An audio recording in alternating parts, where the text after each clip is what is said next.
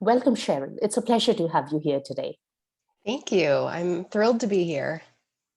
I've been looking forward to a conversation because the title that you chose for today is Listen to the Whisper. Oh, I definitely want to learn how to be able to do that. And we are we are going to get into the topic that we have chosen for today, but why don't we start with who Cheryl is? Tell us a little bit about yourself and what is your story? Yeah, thinking about what part of my story I wanted to share, I decided to focus on my career because that's really what the whisper is about for me. I had a bit of an unconventional career path. After high school, when many people are going off to college or university, I didn't. I didn't see college as an option for me. My parents certainly couldn't afford it. I'm here in the U.S. and you know how expensive education is here. And frankly, it was never really discussed with me. I grew up in an area where we didn't really focus on that, and so I just didn't think it was an option for me. So I started working, and my first corporate role was a part-time office receptionist. So that's kind of how I started in the corporate world.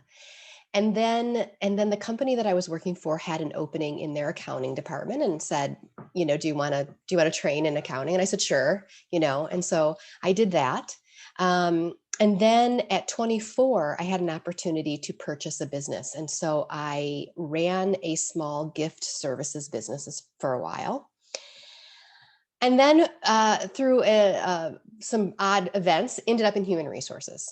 And I loved human resources. And I thought, okay, this is it. This is where I've dabbled here, I've dabbled there. This is where I'm going to make my career. And eventually I did go to college. And in my mid-30s, my early to mid-30s, I did go to school. I got a bachelor's degree, went on to get a master's. And by my mid-30s, I was the vice president of a German-owned automotive engineering services company. Thank you. I had responsibility for HR, for accounting and finance, IT, administration. It was as if everything that I had dabbled in my 20s and early 30s now came together in this role. And I loved the company. They were wonderful people. I was able to travel internationally. I was really living a life that if you had asked me as a young girl, I would have never imagined for myself. But it's then that I first started to hear the whisper. And so I will tell you a little bit more of the whisper in a second, but I did what so many people do when they hear the whisper, which was I ignored it. Exactly. Put it out of my mind, pushed it down, and told myself, you know what I need is just a change of scenery, a change of pace. I had been with this company for nearly 12 years, and I thought what I'm really looking for is a change. And so I decided to switch industries. I went into workforce management, and within the few years, I was the president of a boutique staffing firm focused on the automotive industry. And really at a time when I should have felt overjoyed with my career, and I had many things to be thankful and grateful for, really what I felt was lost. And, from the outside, I joke that I was kind of living the American dream. I really worked my way up the corporate ladder from receptionist to president. And I really loved the people I worked with and all of that, but it wasn't the work that fueled me. And that whisper became a shout. And finally, in 2018, I decided to trust my gut, to listen to my intuition, and to do the work that I do now, which is coaching, leadership, and career coach. And I love the work that I do now and feel completely fulfilled by it. But this idea of the whisper is one that I bring forward in my coaching practice now and help people with. Wow, that's so beautiful. That's so beautiful. Just how you said, so many of us would ignore that whisper. We tend to think, yeah, we've been doing the same thing for too long. But when we just change a job or look for another role, well, we have more of the same.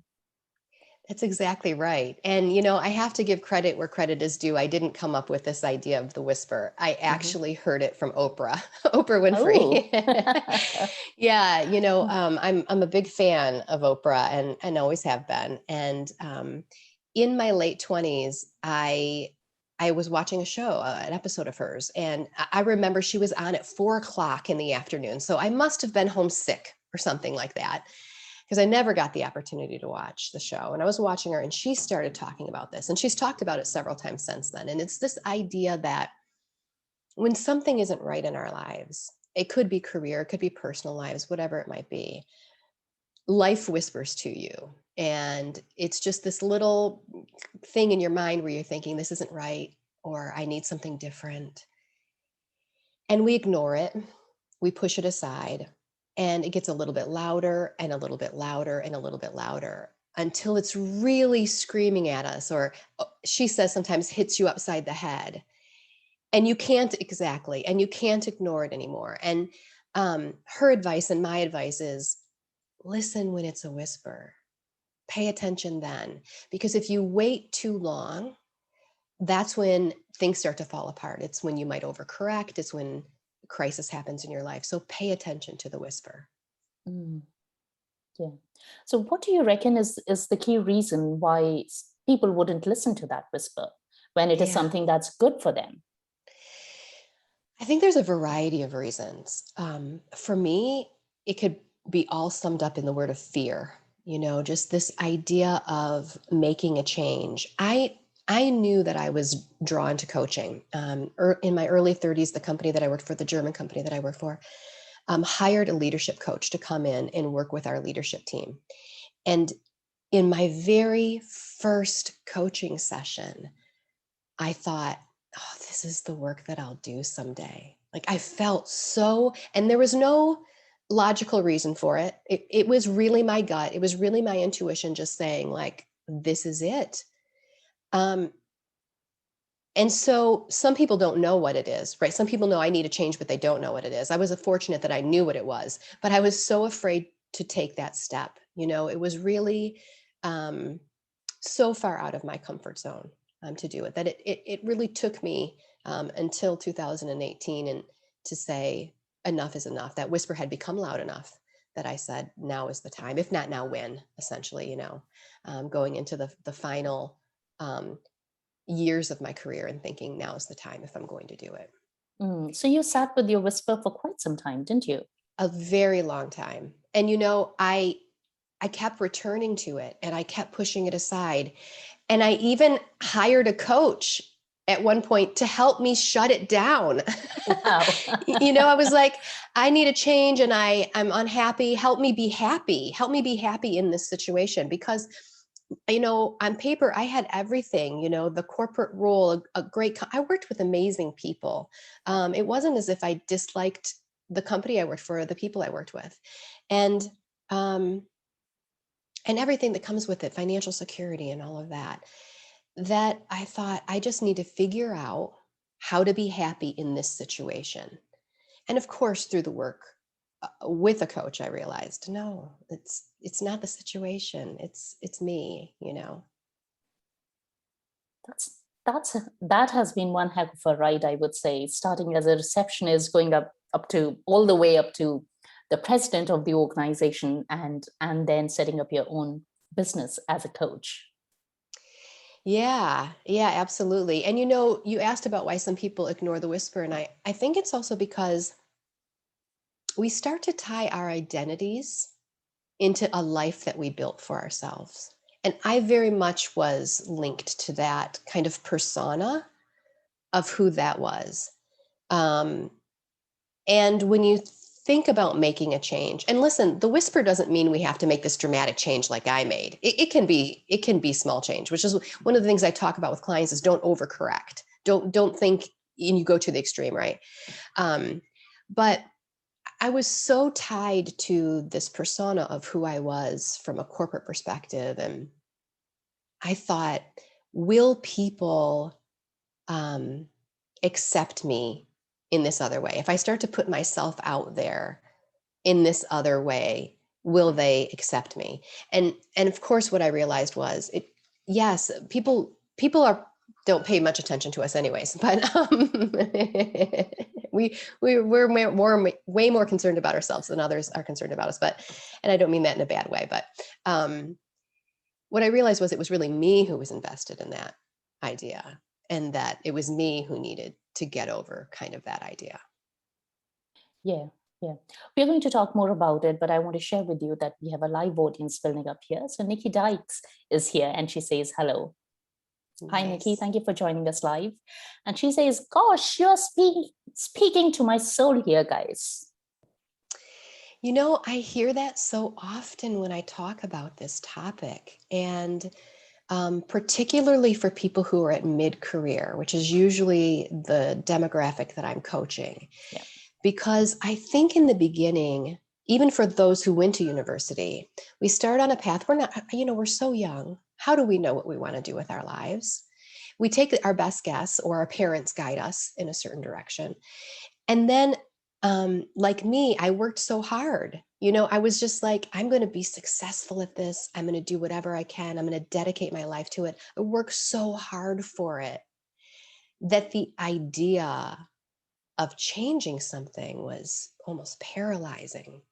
And I think people can really get in this thought cycle around it, where they're like, I need a change. This isn't working for me, but I've got it really good. I'm not completely unhappy. It's fine. I can deal with this. And then the whisper comes and they say, no, this isn't it. I don't want to do this. And it really can be difficult to make the change. Yeah. Yeah. Oh, I hear you. I hear you completely. We also have Frank, who has joined us from Ireland. Hello, Frank. Thank you for joining us live. Yeah, there's so many people who listen to that whisper and they would rationalize it because it is so intricately tied into their current life, is so intricately tied into the identity that they have created for ourselves. And like you said, we are so committed to that identity that we want to make it work. Mm-hmm. Yeah, I love that you said rationalize, because it's one of the points that I think that I talk about often, and it's a really important one to bring up. This idea of a whisper is really our gut, right? It's our intuition speaking to us. And we are so accustomed, many of us are so accustomed to not paying attention to that. And we use logic many times to dampen it. It's certainly what I did. I thought of logical reasons why it didn't make sense what I was thinking. Like, I work for a great company, I work with good people, I make great money, I get to travel. All of the logical reasons why I should have loved what I was doing and loved my job. And it took me a while to really tune into the gut. It took me too long, actually, to turn into the gut and to listen and take the chance that it was right. Yeah, taking the chance. That's what it boils down to, isn't it? Yeah, it really is. And for some people, it's also about getting clarity. I knew what the work was, but not everyone knows that. They just know that they feel stuck, they feel unhappy, they're not fulfilled. Yeah. But they need help figuring out what it is that would make them feel happy and fulfilled and energized. And that makes total sense. When we've been focusing our efforts on a certain path for so long, it's hard to see outside of it and know what it could be. Yeah, I like to say we are in the story, so it's hard to see the whole of the story. Yeah, that's perfect. That's a perfect metaphor for it. And my advice to people when they find themselves in that situation. So you're hearing the whisper, maybe it's become a shout. It's time to make a change, but you don't know what it is. There are a few things you can do to try to figure it out. One of them is to experiment a little bit. I think that we feel like when we get to a certain age, we should have it together. We should know what we want to do. And we're too old. Sometimes we tell ourselves, I'm too old to go try this or that. But give yourself permission to experiment. And that could be through your volunteer work. It could be through clubs that you join. There are a variety of ways. You don't have to just up and quit your job and go and go take something different. There are a variety of ways that you can experiment. Yeah, yeah. So we have this expression in our world that goes on the lines of midlife crisis. Yes. Do you reckon the midlife crisis, that nudge that we get from whoever it is nothing but a whisper? Yeah. Oh, I love that you're asking this. I think it is something to do with that. I often say I help people in mid-career crisis because I think so many people get to that point where, as I described, you've worked so hard towards something, or maybe you've just chosen a path and you've stuck with it, but then you get to a point where you think this isn't it.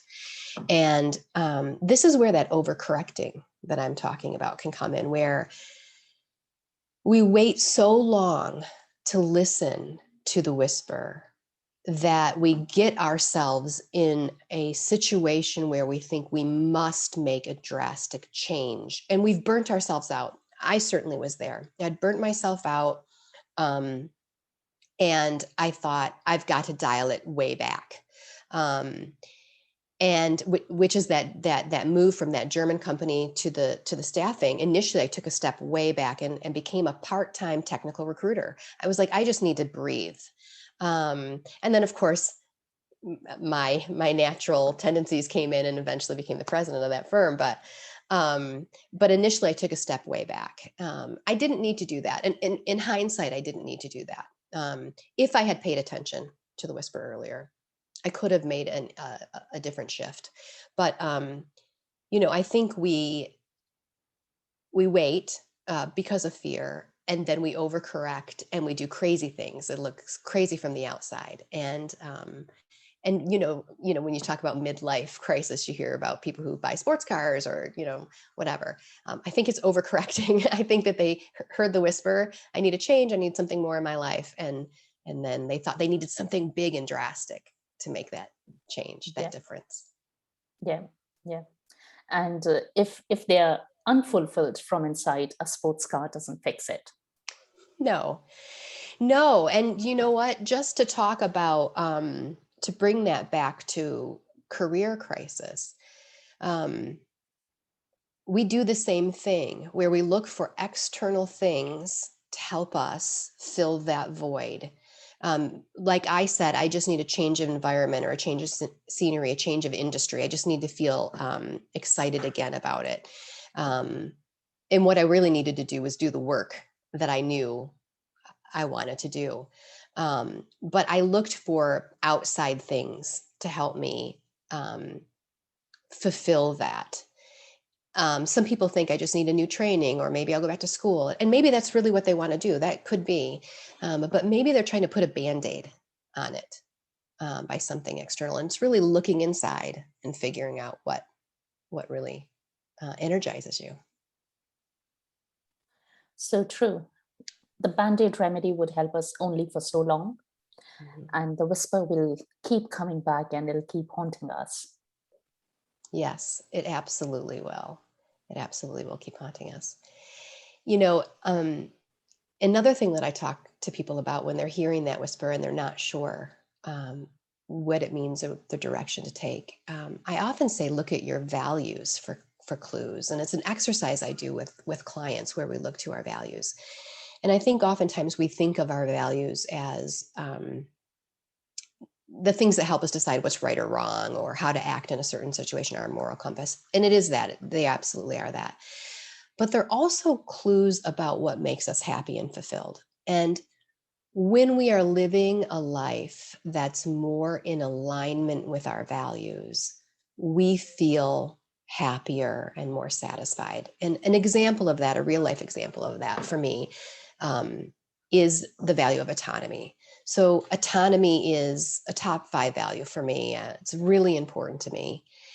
And when I was living my corporate life, I certainly had some autonomy, of course, but I would have, if I had to rate that value, how I was living it at the time, I would have probably given it a 7. And now, of course, in my coaching practice, I have a lot of autonomy. I get to decide when I work and the clients I work with, and have much more control of my life. I'd probably rate it a 9 now. And so just looking at the value of autonomy alone um, gave me some direction about the type of work I want to do and what would make me happy. And we can apply that to all of our values, or to our value system. Yeah, yeah, yeah. I completely hear you, and I completely agree with you, Cheryl. Being in alignment with our values, and again, it's not so much about seeing values as the moral compass, although that can be a part of it. But being in alignment with our values is one of the easiest and the most life-affirming ways that we can live with. It absolutely is. And I think, there's been a lot of talk about corporate values and core values over the last decade, that I think some people start to tune it out. Um, but there's a reason why people focus on it. And, sometimes whenever I work with a client, we usually start with a values assessment. And um, for many of them, they've never really thought about it before. They kind of know, okay, family is important to me, or have a strong work ethic, but they've never really spent time thinking about, what really do I value and why? Like, what is it about that value that's important to me? It's usually, um, a value is usually important to me because important to you because the feeling that you get when you live that value, you know? And so family is important because the love you feel when you're with your family. Maybe work ethic is important because the pride that you feel in doing a good job. And so, if you're watching this, if you're live with us, if you're watching this and you've never done an exercise where you think about what your values are, what are your top 5? What do they mean to you? And why are they important to you? I highly recommend doing that. It's a strong compass for your career and for your life. Yeah, yeah, yeah. Doing the work around values is something everybody should do because it is just so important. And a lot of times we can be surprised by what we find out when we take that values assessment. This I'm reminded of this particular person I coached when I was just getting into coaching. So one of my first few clients, and he used to think, he had this idea that one of his topmost values was family. Mhm. But when we did the values work, we realized that there was only one thing that he was doing in his life. Only one thing. When we do that wheel of life Yes. Yeah. plotting, and that was work. Mhm. So it is easy to convince ourselves and tell Yes. ourselves that this is what is important to us. But if we aren't living that value, it really means nothing. Yeah, it's so true. Um, and one of the things that I talk about with clients, and I'm guessing that you do too, is this idea that our values can be chosen. We can come to them unconsciously. Maybe they came from our families, maybe they came from our religious background, whatever. Um, but really, we can choose our values and focus on them. So in this case, he thought his value was family, but he wasn't living that value. It's almost like that value was on autopilot for him. Like, my family is a value. It's like an unconscious value. But if you're going to choose it, then how are you going to live it? Yeah, yeah. Nikki has a question for you. Great. Cheryl, what's an example of a value that isn't linked to moral compass? Yeah, this is a great question. I don't want to imply that values aren't linked to your moral compass. So if that came across that way, I'm not trying to imply that. They are. They are about right or wrong or how you're going to act in a situation. My point is that they are so much more than that. They are cues, they are um, clues to how to live your life in a more fulfilling way. And if you're feeling stuck or you're hearing the whisper, one of the things you can do is tune into the values. Um, and so a perfect example is the one that you just gave with the client of family. So he said family was a value of his. but he wasn't living in alignment with that. And that might have felt unfulfilling to him. And so one of the ways he could enrich his life was to live more in alignment with that value. One idea that just came to me about when it's not a moral compass is, let's say it's work ethic, or let's say it's success. So I do have people who say achievement is a value of mine. What if you lived the value of achievement to the extreme where you did things that weren't ethical because you were trying to achieve or succeed? This would be an example of a value that was not part of your moral compass or ethics. It wasn't ethical because you lived it to the extreme, which is really not what I'm talking about with the whisper here, but it's an idea. It's an interesting question she posed, and I was ruminating on it in the back of my head. Yeah. I'm not sure if that boundary is so clear that beside there is no moral compass, and when we cross that boundary, that's when we step into the arena of moral compass. A lot of times things aren't black and white in life. So this is true. Yeah, this is true. But, to speak to that, this is a little different of a topic, but it's on the topic of values. Sometimes when I have a client that's having a hard time deciding about how to act in a certain situation, or how they want to show up in a certain situation, we'll often talk about values. And even if it seems a little unrelated, and I talk about it as your true north. So I say, in this situation, what value would you be honoring if you did this? What value would you be honoring if you did this? In this situation, which approach do you want to take? And then how do you use that as your true north or your guiding compass in that given situation? Yeah, I think that's a great way to look at it. Nikki wants to know if there is a list that she can choose from. So one of my favorite tools is VIA strengths. Do you have any favorites, Cheryl? So I'm an IPEC certified coach, and IPEC provides a values assessment tool that I think is pretty comprehensive. Of course, there could definitely be more values on there. But yes, I'm using the IPEC values assessment tool. Okay. Yeah. I've done Gallup, and as a coachee, I've done Gallup and VIA. And what I like about VIA is that it's a free thing. So anybody can just go to their website and check it out. So when we finish, I'm going to drop the link, and that's great. And some people can pick it up if they want to do a values assessment. I will check it out as well. Yeah, it's very simple. And yes, there's a paid option, but you don't really need it to get started. And it's a pretty good tool.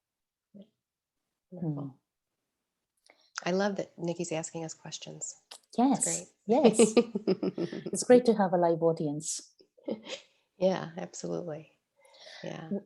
Cheryl, while you were talking about all the reasons that people give when they hear that nudge, when they hear that whisper and they shun it away, what really occurred to me was this particular rationalization that people come up with, wherein we say, oh, people would exchange places with me in a heartbeat.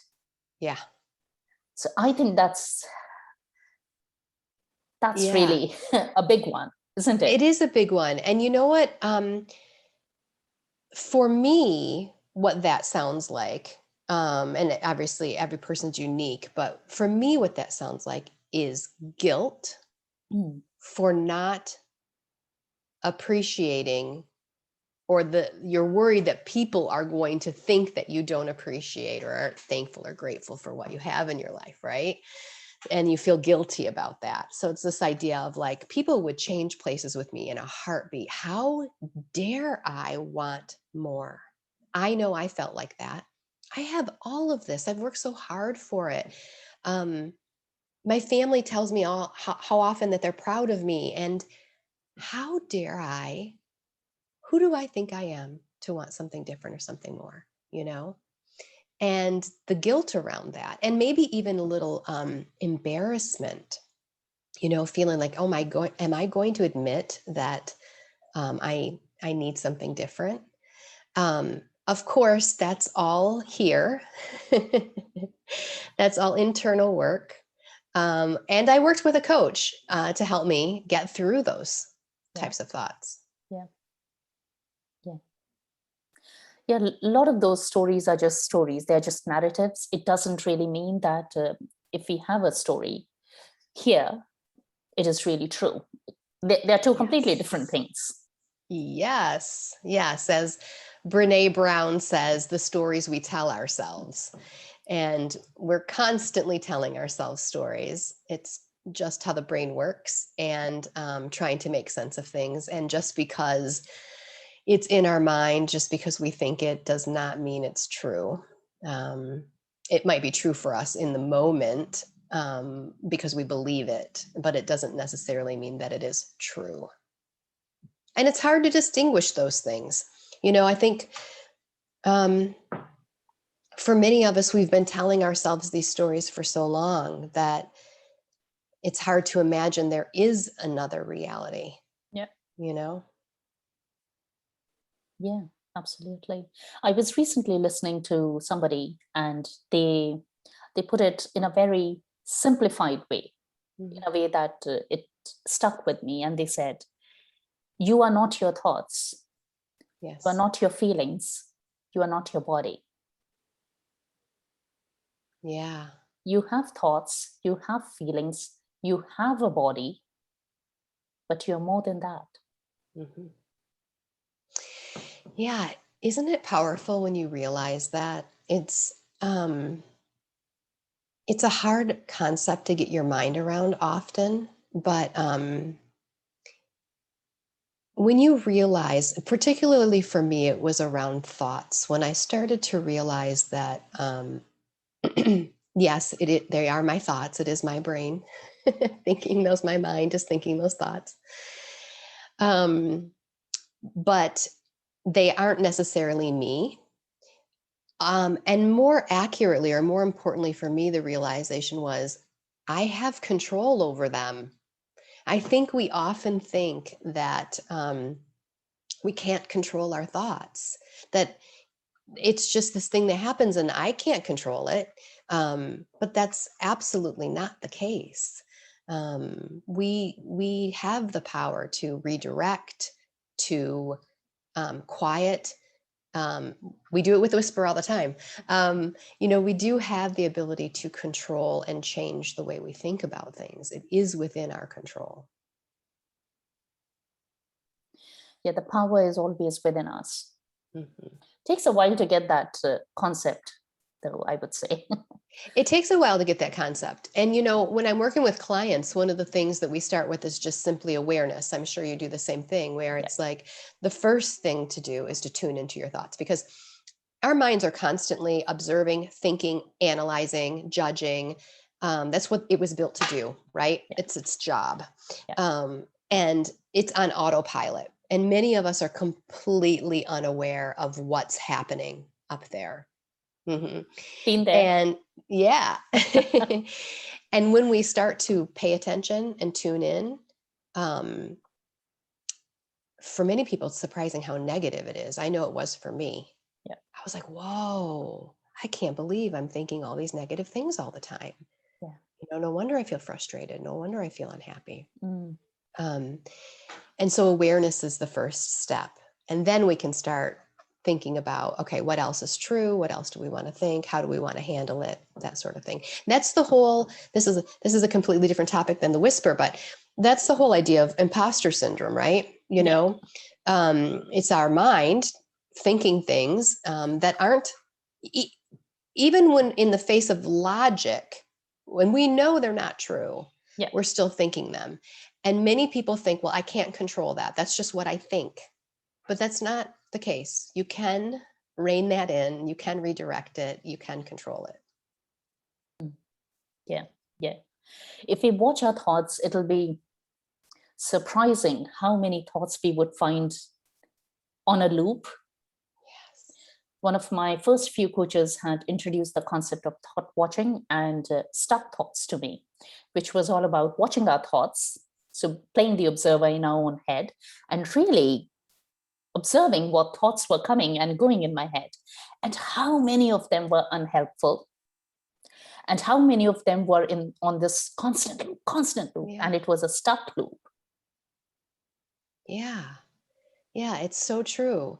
And we're playing it again and again and again in our mind, and we're often unaware of it.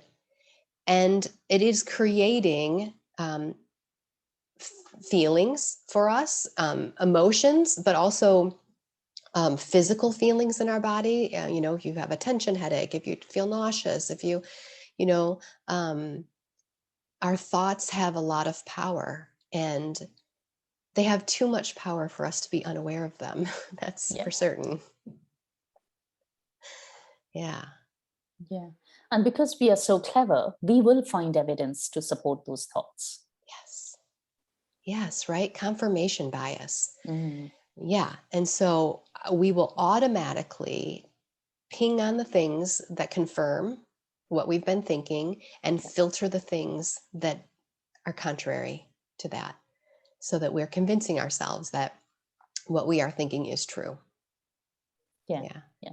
My guess is we do exactly the same thing to that whisper as well. Mm.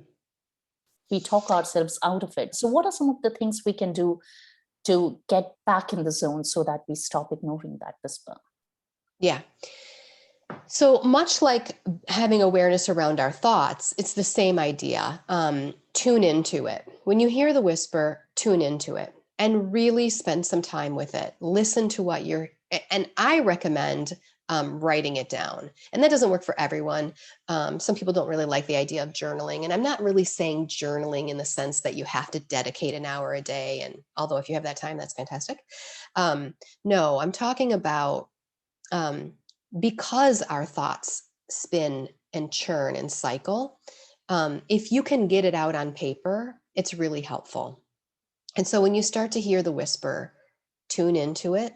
What is it saying? What specifically is the whisper saying to you? And start writing it down and look for patterns. So I think that's the first step in getting some clarity. Yeah, that's data, isn't it? Then when we have that data, we can work with it. Yes, absolutely. Because when you hear the whisper and you're ignoring it, what's happening is you really are on that cycle where you're hearing it, you're pushing it down. It's like you don't want to deal with it. This is how I felt. I knew it. I knew it. I knew I wasn't doing the work I loved. Like I knew it in my core, in my gut. I know it like I know I breathe air, But I didn't want to deal with it. It wasn't convenient. It wasn't the path I was on. It wasn't my persona. I didn't want to have to take action. And so I ignored it. And then of course it came up again and again and again to the point where I physically was burning myself out and I couldn't ignore it anymore. But I just kept pushing it down and it kept resurfacing and I wasn't tuning into it. In hindsight, if in my early 30s when I heard that whisper, if I had said, okay, what does this really mean? And taken some time then to tune into it, to listen to it, and think about ways that I could have incorporated. Let's say I wasn't ready to step away from my corporate career yet, but maybe I could have gotten my coaching certification. Maybe I could have proposed a program at in my company where I was doing coaching, of course, coaching leaders and things like that, but not at the level that I am now. I could have taken some steps. I could have planned that transition better. What I ended up doing was just whoop, I'm done now. I hear you. Yeah, it doesn't need to be sudden. It doesn't need to be drastic, and it doesn't need to be huge. We can take baby steps, and it is all going to build up. Yeah. And here is a question for you, Cheryl. If you change the negative thought that's on a loop, make a change, deal with it, will it just come back as a different negative thought? In my experience, it doesn't necessarily come back as a different negative thought, but you are still having negative thoughts. I mean, that's just how our brain works. I will also say this: changing the way we think about things is a simple thing, but it is not an easy thing. We have spent our lives believing these things oftentimes, or creating these things. And changing them is not easy. And sometimes you feel like you make progress, and then something happens and you're right back in it again. Yes. And it happens to all of us. It happens to you and I. It happens to people who do thought work all the time. And we feel like, oh man, here I am again. And it's hard to get out of it. And it happens. And we just keep doing the work. We just keep, and whether that's redirecting, whether that's thinking a different thing that we want to believe in, whatever the tools are that you're choosing, you keep doing the work. Yeah. I've been in so many coaching conversations wherein I would tell my coach, I can't believe I'm still talking about this stuff. Mm-hmm. I thought I dealt with it. Yep. Exactly. Imposter syndrome is much the same way. And imposter syndrome, as I said, is thought work, right? Mm-hmm. So you might say, okay, you get into a new role. Oh, of course, that's prime time for your inner critic to start chirping in your ear. You deal with it. Maybe you work with a coach. Maybe you do the work on your own. You deal with it. And then, because you're an ambitious person, you do the next thing that's scary and intimidating. And here comes the inner critic again with the same messages. And you think, man, I thought I conquered this thing. But here it comes. And I always say, I'd like to say to people, if your inner critic isn't chirping in your ear, then your goals are not big enough. You will keep coming up against it. You will keep striving and stretching and doing new things. And here it comes. It's a clue that you're on the right track. Yeah. Oh, I love that. In addition to what you're saying, Cheryl, I would also invite people to really go deep and explore, why is it that they are having that stuck thought? What is really underneath that? So it can show up as a certain thought that is stuck in the form of a loop. But is it fear? Is it tied to an identity? What is the real stuff going on underneath? Because a lot of times we can just look at the tip of the iceberg, and we tend to ignore the rest of the iceberg. And we have to work on the iceberg. Yeah, that is such a beautiful point. And I find, and you might find this as well, in your coaching work, that people tend to be either very tuned into their thoughts, so they can be very they know what they're thinking. They're here in their head, right? And then others are very tuned into their emotions, and they know how they're feeling about something. And for those people who are really tuned into their thoughts, it's hard for them to get to the iceberg, because they're so at the tip of the iceberg, the thoughts, and and it has a hard time for them to get to, okay, what's happening underneath that. Mm-hmm. Do you find that with your clients as well? Oh, I was that person, Cheryl. One of my coaches, right in the beginning, when I got into experiencing coaching, really transformational coaching, she used the language of drop in your body. Yeah. And I had no idea what that meant. Mm-hmm. What is it even supposed to mean? Yeah. You asked me to rationalize. I can look at data and I can do that. Yeah. That was my 34 years of conditioning. Mm-hmm. Yeah. Yeah, I can so relate to that as well. So I think, I'm going to give a shout out right now to Lauren Ammon. Lauren. Yes. Yeah. And we went to coaching school together, and then we coached each other for a while. So Lauren was one of my coaches for a while, and she knows, and Lauren is very tuned into her emotions, and she knows that I'm very tuned into logic, or my mind. And she would say all the time, almost in jest, she'd say, and how do you feel about that? And I would say, I don't know. I have no idea how I feel about that. And I would think about it. I would sit there, I'd sit in it, and I'm like, I'm not sure. It was really hard for me. It still is very, very hard for me to put a feeling, an emotion on my thoughts. Yeah, I hear you. Yeah. And because we are talking about Lauren, she's the perfect example of somebody who has values that are not tied into moral compass, because her number one value is humor. this is true. Lauren's number one value is humor. That's a perfect example. I'm glad that you thought of that. Yeah. Yeah. Yeah, I call her my soul sister. Yeah. She's amazing. She's amazing. amazing. Yeah. Which also, the thought occurs to me that one of the things that happens when you start to tune into your whisper is that the universe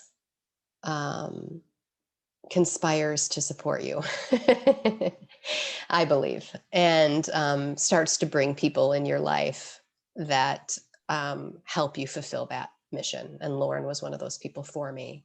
Once I made the decision that I was going to do coaching, that I was going to become a certified coach, and I was going to do that for my second act of my career, things started coming into place very quickly. They just started to align, and the right people came into my life. And right now, I find that the right clients come into my life, clients I love working with and feel really energized by. And so, at least that was my experience, that once I said, okay, yes, I get it, I'm going to do this work, I hear you, things just started to click into place.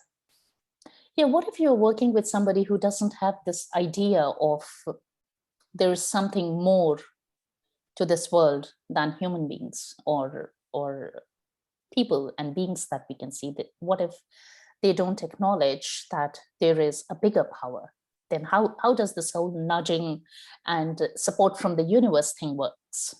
Yeah, so this is a great point. And oftentimes in my coaching, I don't necessarily talk about. I do a lot of corporate coaching. I mean, I do coaching with people like this, career coaching, people in transition, people who are trying to figure out their next steps or their next act. I do that type of work, but I also do a fair amount of leadership coaching in a corporate setting, and we are not often talking about the universe. But one of the things that we do talk about is listening to our intuition and our gut. And most people can buy into this idea that that our gut. So if I say intuition, sometimes that feels weird to them. But if I say tuning into your gut or listening to your gut, what's your gut instinct? Most people can relate to that and know what I mean by that. And you don't need to believe in a higher power or the universe or any of that stuff to know that sometimes our gut tells us something, especially in hindsight, when something doesn't work out and we think, oh, I knew that. I knew it. I knew I shouldn't have married that person. Or I knew I shouldn't have taken that job. I saw those red flags and I didn't listen. That's your gut. And so most people can understand that concept. Yeah. I have noticed that whenever I have ignored that gut feeling, when I chose not to listen because the rational data pointed to something else, I have got myself in trouble always. Yeah. Me too. And you know what? And I do look back on it and I think, I knew it. I so knew it. And why did I not listen to it? And the reason I didn't listen to it is because, like you, I'm very logic driven. And so I gave more weight to the data, to the logic. Because trusting our gut is trusting ourselves. And we're not accustomed to doing that often. Yeah, that's not what we have been taught. Yes, it's not what we've been taught. And when I was going through the coaching program, the trainer said something that I thought was really stuck with me. And she said, I think someone said, my intuition is saying this. And she said, okay, why is your intuition telling you this? And the person listed off very logical reasons. And she said, that's not your intuition. If your answer was, I have no idea why, it's just what I'm feeling, it's just what I'm thinking, it's just what feels right, that's your intuition. Yeah. It feeds into the confirmation bias that we were talking about. We will find evidence and stories that support what we want to believe in. Yeah, absolutely. So Cheryl, what happens when we are so much in our thoughts that we don't know what else there is? When I have a client that is so in their thoughts, the exercise that I take them through is tuning into the body feelings.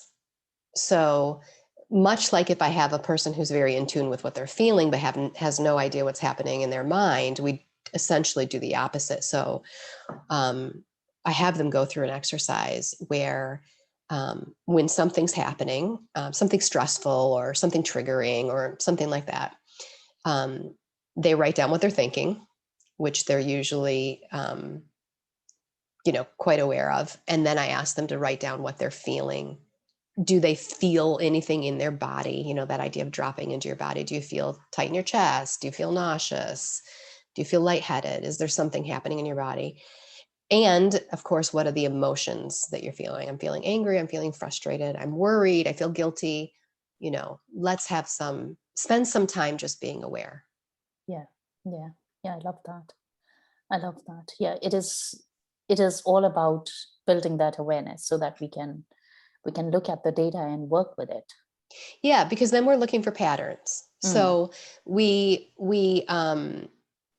tune in, we write it down, and then we look for patterns in that behavior, in that outcome, whether it be the thought patterns or motion patterns. We look for that, and then we go below the surface to the iceberg, and we start. So in coaching sessions, we talk about, okay, where has this shown up in your life?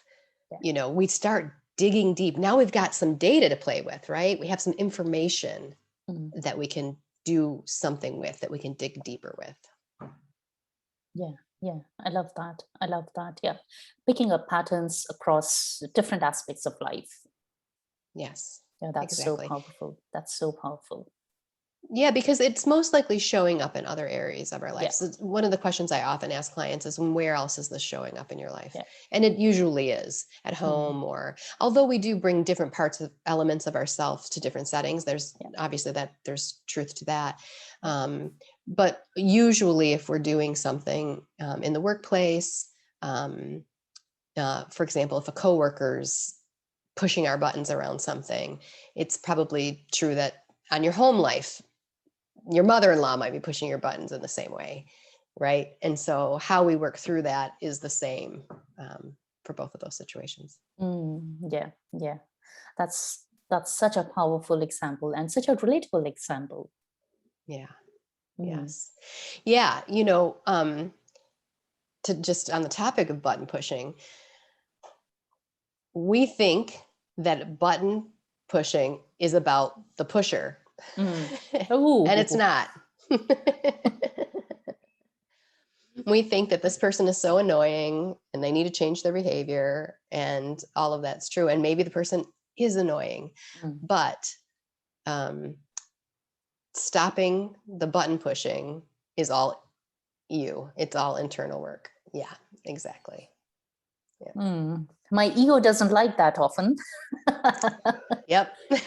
but it's a useful piece of information to have. Yeah.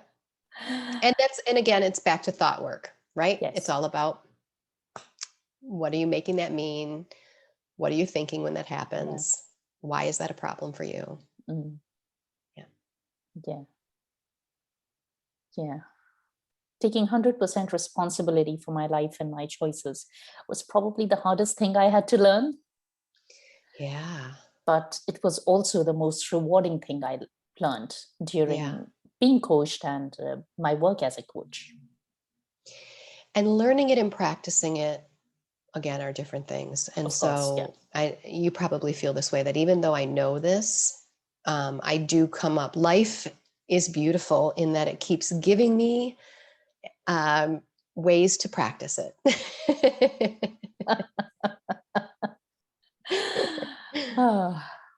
And sometimes I'm more successful than others. And when we slip, it's all right. So we pick ourselves up and we do it all over again. Yeah, absolutely.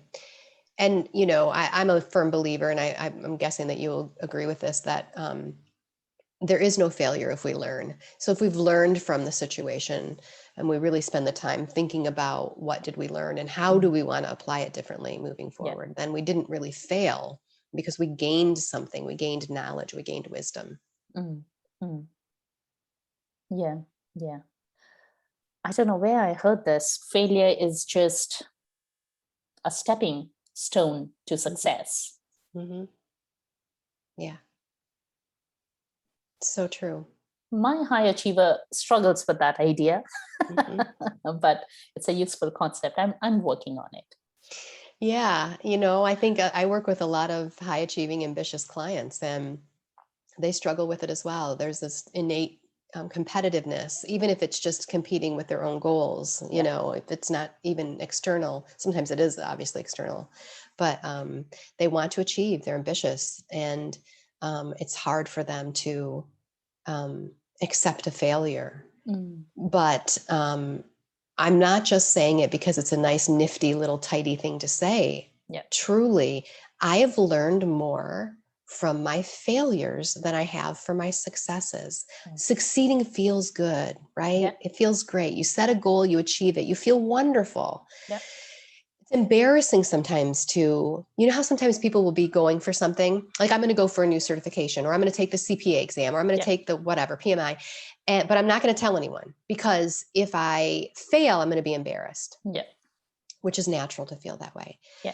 But truly, I have learned more from the times that I've attempted something and missed the mark than the times that I've succeeded. And ultimately, those failures have made me more successful in my life because I learned something from them. I'm with you on that. I'm with you on it, Cheryl. So, Cheryl, tell us, do you have something interesting coming up? How can people work with you? Yeah. So, you can reach out to me and connect with me on LinkedIn. I am on LinkedIn constantly. This is how we know each other. And so that is really my platform, Cheryl Czach. And so please reach out to me, connect with me, say hello. I love to meet. One of the beauties of the pandemic is that more people are open to networking, and I love it. My website, I offer career transition coaching. I offer some career basics coaching for people who are in the midst of a job search. And then, of course, I love to do this work that we're talking about today, which is helping people figure out, I often call it their second act, because they're usually in midlife, but helping people figure that out and working towards that. I love that type of work. Yeah. I love how you explain it, the second act. Yeah. Yeah.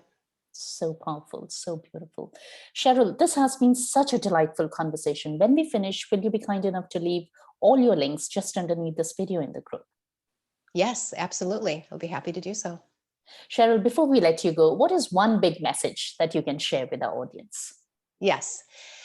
So the big message is, if you are hearing the whisper, you are not alone. It's quite normal to hear that.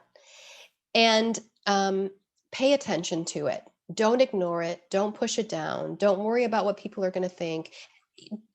At the first stage, don't even think about what's going to happen or how you're going to do it. Just listen to it, tune in, and pay attention to it.